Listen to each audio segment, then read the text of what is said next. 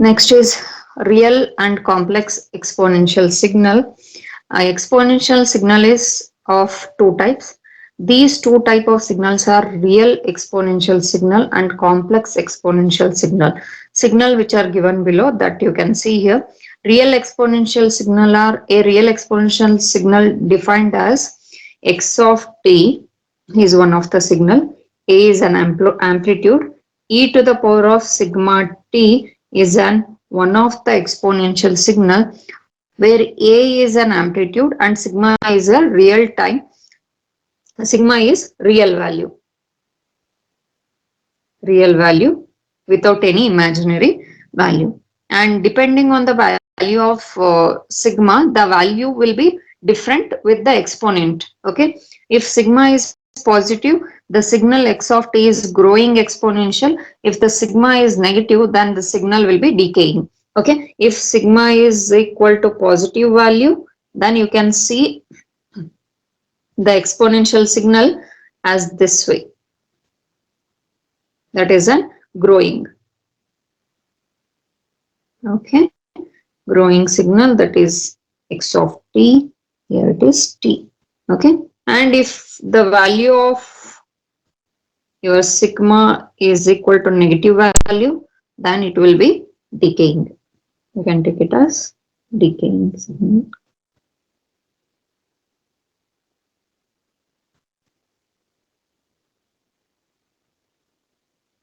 Okay, that is x of t. That is the representation of your exponential and decaying. And if this sigma is equal to 0, what will happen? The signal will be constant signal. You won't be having any exponential signal. You will be having constant value.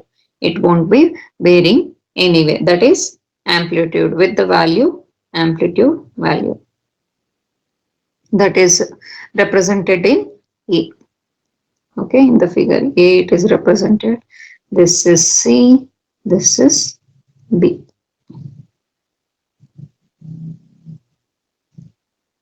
Next we have complex exponential signal. The complex exponential signal is given by x of t is equal to a e to the power of st, where you can say s is a complex signal.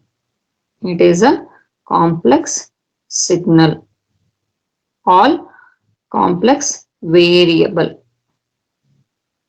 It is a complex variable. That is S is equal to sigma plus JW. Where sigma, whatever we have discussed, is a exponential value is sigma. J is your complex value. Okay, therefore, your x of t is equal to e to the power of st, where e to the power of sigma plus jw into t. What you can write? E to the power of sigma t plus, into e to the power of j omega t. This is your complex part of the signal. This is your actual exponential signal. Okay. And using Euler's identity, you can see that e to the power of j omega t is equal to e to the power of j theta, which is equal to cos theta plus j sin theta. That is your exponential value. And equation 1, this you can take it as 1 and this you can take it as 2. And equation 1 and 2, if I am combining, x of t will be equal to e to the power of sigma t into cos theta plus j sin theta. And a complex exponential signal cannot be plotted in a two-dimensional graph.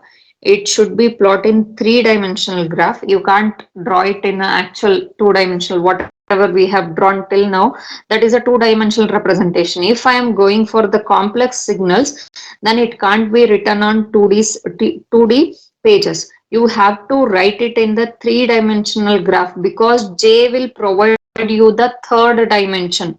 Okay, and real sines and real cosines can be expressed by the combination of complex sinusoidal through the trigonometric identification, like trigonometric identification of cos theta is equal to e to the power of j theta plus e to the power of minus j theta by 2.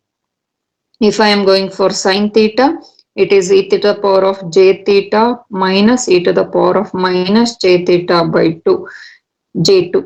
If I am using these signals in the form of e to the power exponential with the complex values, then you can represent them on the graph with the three-dimensional representation. Okay, complex exponential signal e to the power of j theta, out of phase complex exponential signal e to the power of minus j theta, and the addition and subtraction of complex exponentials to form the real cosine and real sine forms.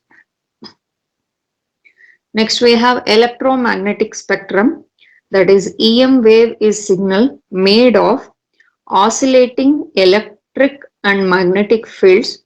The range of electromagnetic signals encompassing all frequencies is referred to as the electromagnetic spectrum. All whatever the signal we are discussing till now, everything will be having one range of representation or one range of spectrum, that is taken as an electromagnetic spectrum. Here you can see the actual electromagnetic spectrum. Electromagnetic spectrum is represented in this diagram. Here you can see that in down they have shown with the variation in the frequency. Above they have shown with the variation in the wavelength. Okay, and the ranges are also given here. Here you can see 30 to 300 hertz. You can represent here 30 to 300 hertz. You have a representation of ELF, that is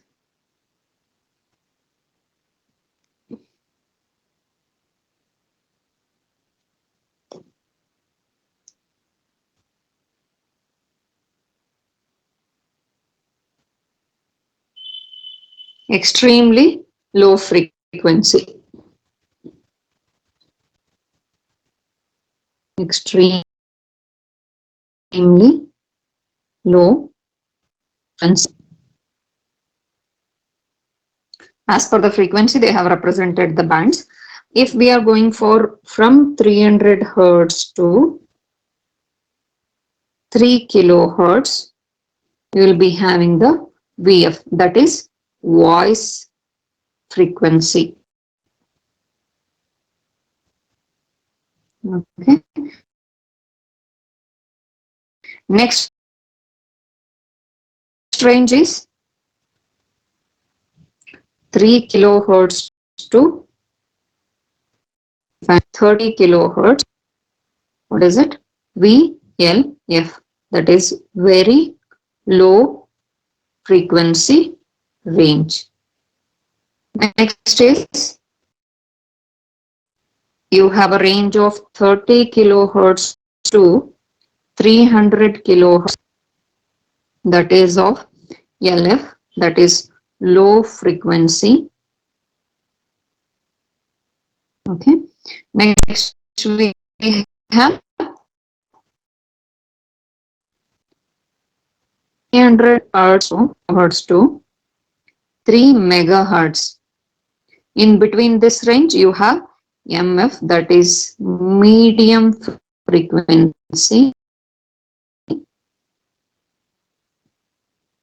From this medium frequency, you will be starting with the radio waves, where you can communicate the signals from one place to another place.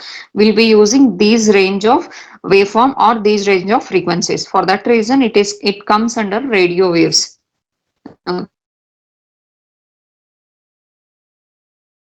Okay. Then from 3 megahertz to 30 megahertz, you have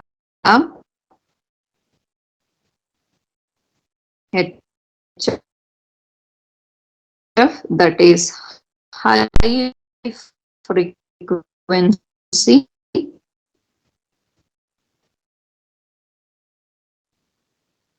range.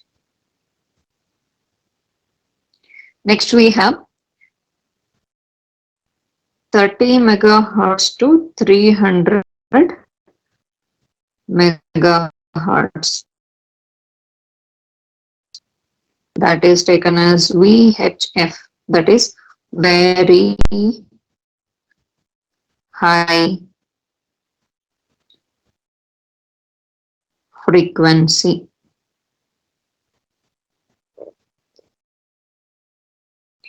Next is 300 megahertz to 3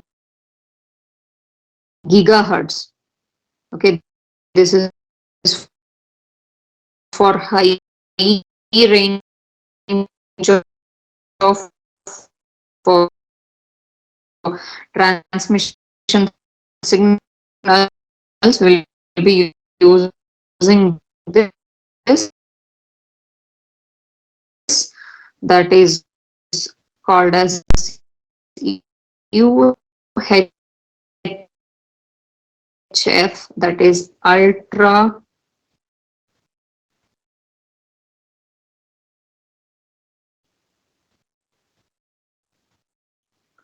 high frequency.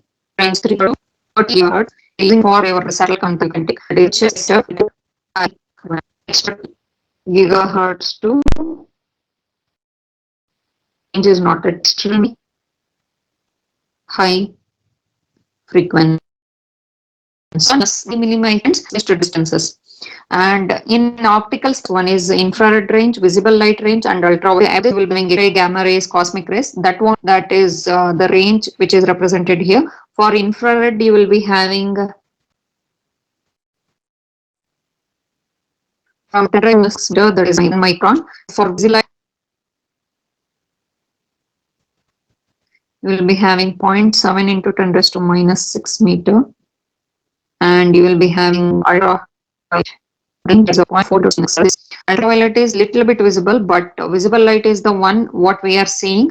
Infrared is red light, which will be sometimes visible, sometimes it won't be visible.